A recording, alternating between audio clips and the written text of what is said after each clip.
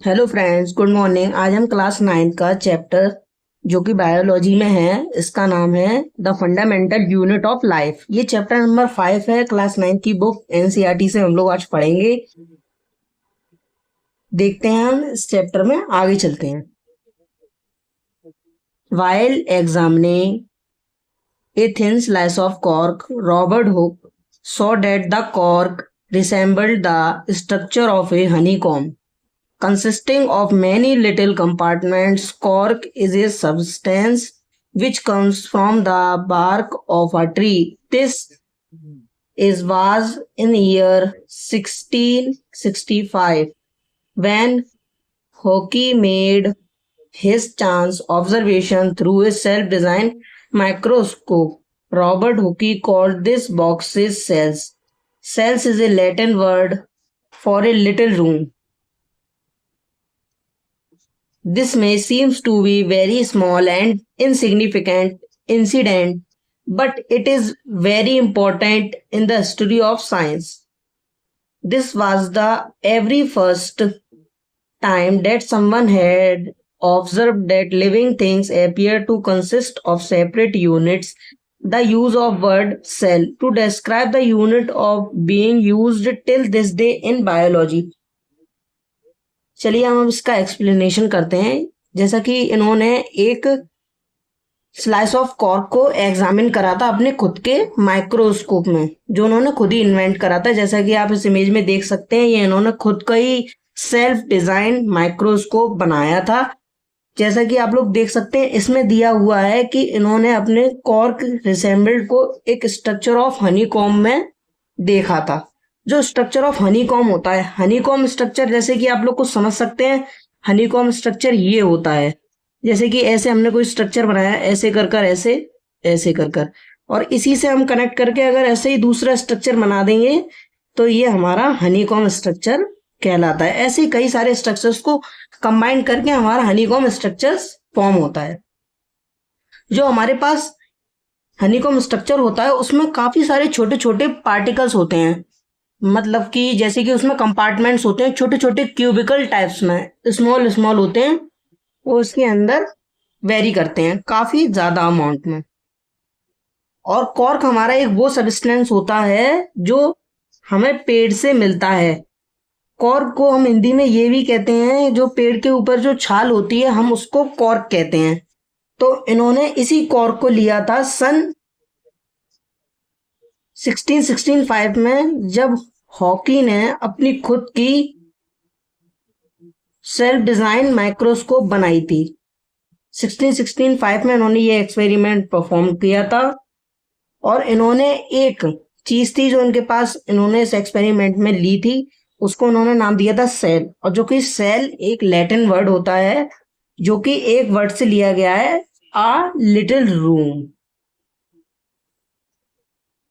Seems to be a very small and insignificant incident, but it is very important in the history of science.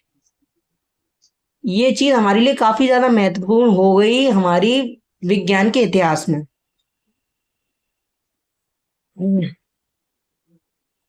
आगे चलते हैं हम अपने।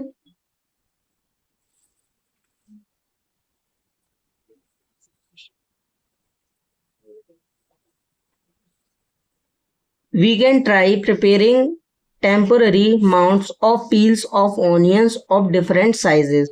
What do we observe? Do we see similar structure or different structure? इसमें इन्होंने हमसे ये कहा है कि अगर हम किसी भी प्याज को लेकर उसका छिलका उतारेंगे जो कि डिफरेंट डिफरेंट साइज में होगा, क्या उसका स्ट्रक्चर अलग अलग वेरी करेगा अपने साइज में? वेरी का मीन्स ये होता है कि वो अपना स्ट्रक्चर, कोई किसी का स्ट्रक्चर छोटा होता है, किसी का बड़ा होता है, तो क्या उसमें डिफरेंस होगा? जो कि छोटी प्याज के छिक्कल का स्ट्रक्चर है वही बड़ी प्याज के छिक्कल का भी होगा। इसके बारे में हम आगे डिस्कस करते हैं। What are these structures? These structures look similar to each other. Together they form a big structure like an onion bulb. We find from this activity that onion bulbs of different sizes have similar small structures visible under a microscope. the cells of the onion peel will all look the same regardless of the size of the onion they came from. These small structures that we see are the basic buildings unit of the onion bulb. These structures are called cells. Not only onions but all organisms that we observe around are made up of cells. However, there are also single cells that live on their own. इसमें ये बताया गया है कि जो हमारे पास जितनी हमने ऑनियंस को कलेक्ट करा था उनका स्ट्रक्चर चाहे बड़ा हो चाहे छोटा हो, सबका जो हमारे पास सेल था वो एक ही साइज का होता है. जैसा कि इसमें लिखा है, we find from this activity onion bulbs of different sizes having similar small structure visible under a microscope. जो इसमें बताया गया है कि हम बिना माइक्रोस्कोप के अपनी नेकेड आइज से इसको नहीं देख सकते हैं. अगर हमें इसको देखना है तो हमें इसके लिए माइक्रोस्कोप विजन की जरूरत पड़ेगी. और जो हमारे पास नीचे बताया गया है, ये हमारे पास जो स्मॉल स्ट्रक्चर्स होते हैं वो एक यूनिट को बिल्ड करते हैं, उसको हम बोलते हैं ऑनियन बल्ब. जो हमारे पास ये स्ट्रक्चर्स होते हैं हम इनको बुलाते हैं सेल्स. ये ना ही ऑनियन में बाकी और भी चीजों में होते हैं. यहाँ हमारे अर्थ में जो भी हमारे हर चीज जो भी सराउंडिंग होती है उसके अपने अलग अलग सेल्स होते हैं. There is no any thing in this world that contain sales.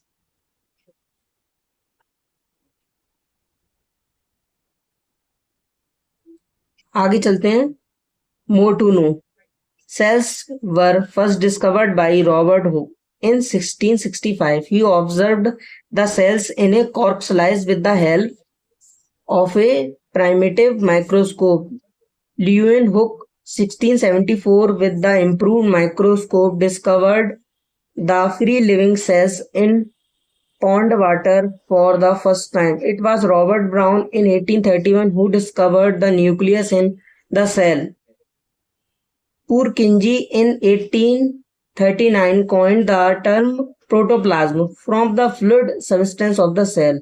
The cell theory that all the plants and animals composed of cells and that the cells, the basic unit of life, was presented by two biologists, Scandian 1839 and S1 1838 and 1839. The cell theory was further explained by Virchow 1855 by suggesting that all cells arise from pre-existing life. With the discovery of electron microscope in 1940, it was possible to observe and understand the complex structure, the cells and its various organelles. इसमें सबसे पहले तो हमारे scientist के बारे में बताया जो कि हमके को सबको लर्न करने के पर्पज से दिया हुआ है. काफी टाइम हमारे एग्जाम्स में ये एमसीक्यू बेस्ड क्वेश्चन भी आते हैं. कभी कभी ये हमारे में वन वर्ड आंसर्स में भी क्वेश्चंस हो जाते हैं और 1 मार्क्स में भी हमसे पूछे जा सकते हैं. या ये हमारे पास केस स्टडी के भी फॉर्म में हमको दिए जा सकते हैं. इसलिए आप इसको जरूर लर्न करिएगा. ये हमारे पास जो कुछ साइंटिस्ट के नाम नीचे दिए गए हैं ये आपको अब हायर क्लासेस में भी पढ़ने को मिलेंगे. इसके आगे चलते हैं. The invention of magnifying lenses led to the discovery of the microscopic world. It is known that a single cell may constitute a whole organism as an amoeba. इसके बाद जो हमारा इन्वेंशन हुआ था, जो हमारा मैग्नीफाइंग ग्लासेस का आविष्कार हुआ था, उसमें हमें ये पता चला था माइक्रोस्कोपिक वर्ल्ड के बारे में कि हमारे पास एक ऐसी चीज भी है जो सिंगल सेल से डिवाइड हो सकती है, जो कि एक मात्र ऐसा एक ऑर्गेनिज्म है, एक ऐसा जीव है जिसका नाम है अमोएबा पेरिमीशियन. और इसको हम दूसरा नाम भी दे सकते हैं, अमोएबा क्लाज्मोडोमोनस भी बोलते हैं.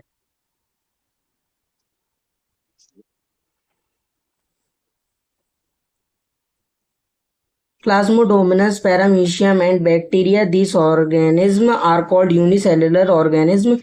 Uni is equals to single. On the other hand, many cells group together in a single body and assume different functions in it to form various body parts in multicellular organism. Multi is equals to many, such as some fungi, plants, and animals. Can we find out names of some more unicellular organism? इसमें हमको ये बताया गया है जो हमारे पास ammonia पेरीमीशियम है या अमोनिया क्लाज्मोडोमिनस है, वो एक बैक्टीरिया होता है। जो हमारे पास ये ऑर्गेनिज्म है वो यूनिसेलुलर होता है, वो केवल अपने आप को सिंगल सेल ही डिवाइड कर सकता है। और जो हमारे पास दूसरी चीज गई है उसमें ये बताया गया है ये हमारे पास सिंगल बॉडी होता है, पर हम इसमें काफी सारे सेल्स भी होते हैं और इसके डिफरेंट डिफरेंट बॉडी फंक्शंस होते हैं। और इसके पास जो बॉडी पार्ट्स होते हैं वो मल्टी सेलुलर होते हैं। Multi means many, such as fungi, plants and animals. Every multicellular organism has come from a single cell. Cell divides to produce cells of their own kind. All cells thus come from pre-existing cells. इसमें हमारे पास बताया गया जो हमारे multi cellular organism होते हैं वो हमारे एक सिंगल सेल से आए हैं। और इसमें ये हमारे पास क्वेश्चन पूछा गया है हाउ। तो हमारे पास जो सेल होता है वो सबसे पहले अपने अंदर ही एक सेल को प्रोड्यूस करता है, उसके बाद उन सेल्स का फर्दर डिवीजन होता है, उसकी वजह से हमारे न्यू सेल्स का प्रोडक्शन होता है। और ये बात बिल्कुल सच है कि सेल्स प्री एग्जिस्टिंग होते हैं, ऐसे ही सेम ह्यूमंस में भी होता है। ह्यूमन भी प्री एग्जिस्टिंग हैं, ह्यूमन के भी एंसेस्टर्स हैं, उन्हीं से हमारी लाइफ आई है। और अर्थ भी प्री एग्जिस्टिंग सेल्स है। जो अर्थ में भी लाइफ फॉर्मेशन हुआ था वो पहले के एनिमल्स से हुआ था, जैसे कि जो डायनासोर थे उनकी प्री एग्जिस्टिंग लाइफ हुई थी, फिर उसके बाद जो आज डायनासोर है वो लिजर्ड में एवोल्यूशन हो चुका है उनका। जो स्नेक्स हैं पहले उनके लेग्स हुए थे जो जो कि उनके किसी यूज में नहीं थे। जैसे कि जो भी चीज हम लोग यूज नहीं करते हैं वो एक समय के बाद एक्सटेंट हो जाती है, जैसे कि स्नेक्स में हो गई है। आजकल सारे जो एनिमल्स हैं उन सब में कुछ ना कुछ डिफरेंट हो गया है। इसीलिए कहते हैं जो एवोल्यूशन होता है वो पूरी तरीके से किसी चीज को बदलने के लिए काफी होता है। जैसा कि आप देख सकते हैं इसमें दिया हुआ है बुक में, some organism can also have cells of different kinds. Look at the following picture, it depicts some cells from the human body. ये ह्यूमन बॉडी के कुछ सेल्स दिए हुए हैं, आप इन पे एक बार देख सकते हैं। Smooth muscle cell, blood cells, nerve cells, flat cells, sperm, bone cells, ovum.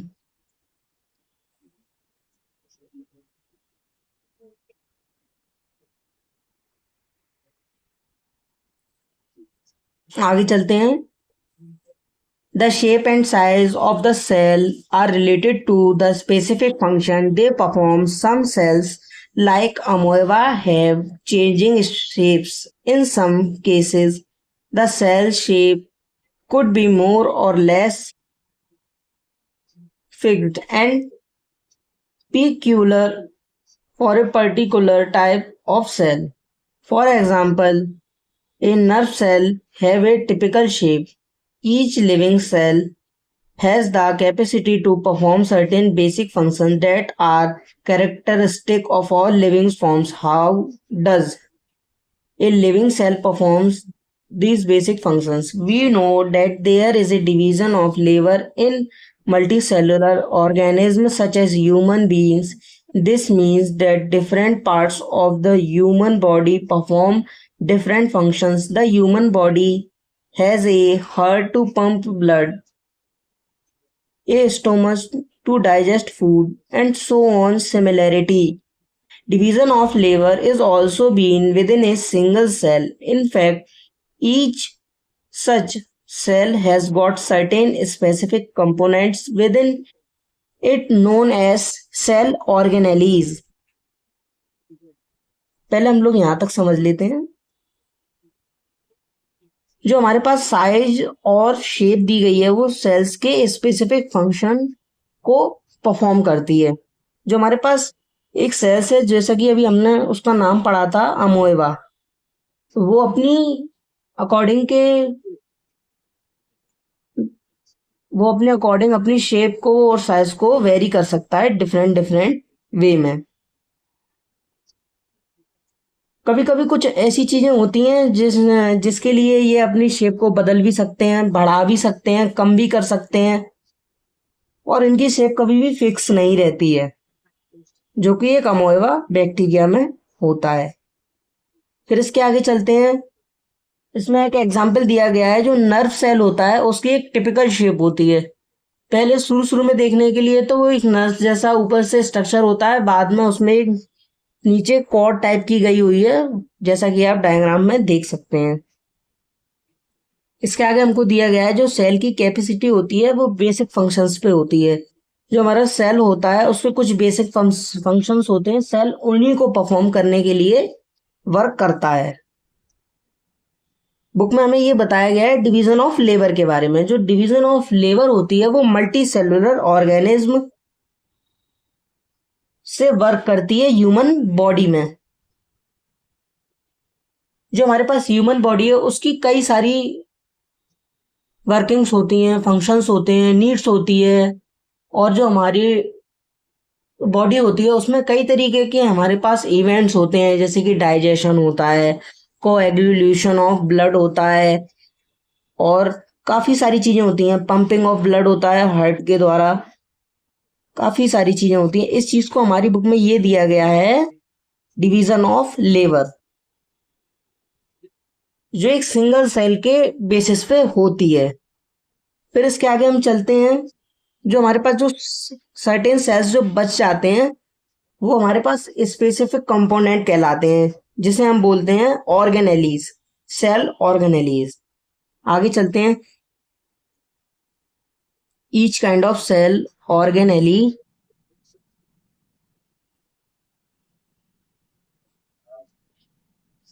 Each kind of cell organelle performs a specific function, such as making new material in the cell, clearing up the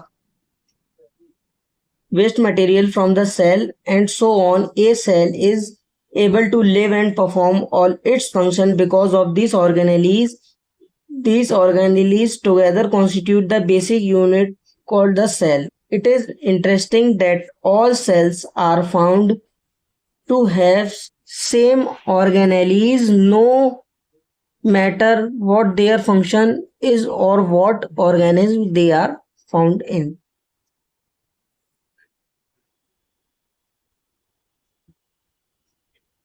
इसके आगे हमको ये बताया गया है जो हमारे पास काफी सारी वैरायटीज की हमारे पास सेल ऑर्गेनेलीज होती हैं, उसके सबके एक निर्धारित काम होते हैं जो कि इसमें बताया गया है। ये हमारे न्यू मटेरियल को बनाने में हेल्प करती है, और जो हमारा बॉडी वेस्ट होता है उसको डिकम्पोज करने में और बॉडी से रिमूव करने में मदद कराती है। ये डिफरेंट डिफरेंट इनके फंक्शंस होते हैं जो हमारी बॉडी में सेल ऑर्गेनेलीज परफॉर्म करती हैं।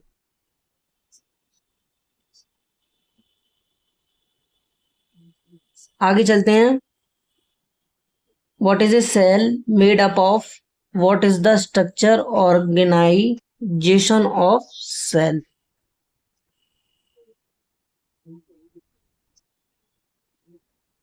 We saw above that the cell has special components called organelles. How is a cell organized? If we study a cell under the